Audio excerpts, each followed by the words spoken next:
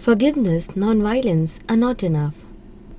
Forgiveness, that is Shama and sometimes Shanti, and non-violence, that is Ahimsa, long associated with Gandhi, are core values. There are many instances in history where saintly persons, even though provoked, did not succumb to anger or violence. It is recorded in Vedic literature that when Daksha, presiding over a sacrifice, first ignored Shivji, the great god did not retaliate, although he was fully capable of doing so. This was an exhibition of great forbearance.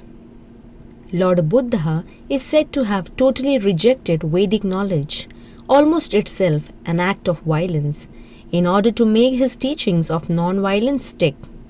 In his rendering of the Bhagavata, A.C. Bhaktivedanta Swami writes, "Forgiveness is a quality of those who are advancing in spiritual knowledge." This may be considered the Vedic version of the maxim attributed to Alexander Pope, "To err is human, to forgive is divine."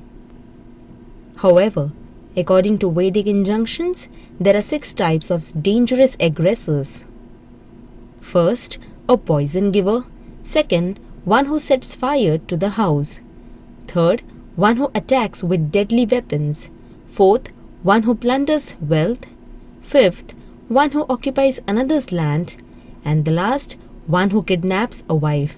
And such persons may be killed, with no sin accruing to the executioner.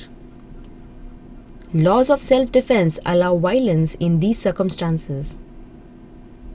Further, the Manu Samhita supports capital punishment, so that in the next life, murderers will not have to suffer for their great sins. Although the passive resistance tactics of Gandhi laid the groundwork, it was the more militant campaign led by Subhash Chandra Bose and the Indian National Army which ultimately gained us independence. The protection of citizens' life and property is a governmental necessity involving violence on many occasions. Yet, it is a law of Manu. One who identifies the doer of heinous acts receives the same karmic punishment as the perpetrator. From the Bhagavata, we read of Maharaj Parikshit saying, "O you who are in the form of a bull, you know the truth of religion, and you are speaking according to the principle that the destination intended for the perpetrator of irreligious acts is also intended for one who identifies the perpetrator. You are no other than the personality of religion." This reminds us that the finer intricacies of religious codes do require forgiveness.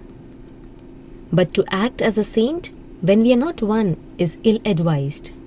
So violence, often thought to be decisively un-Hindu, is sometimes necessary for the protection of our lives, for personal karma, and for a world where core values can be established and maintained for the good of all.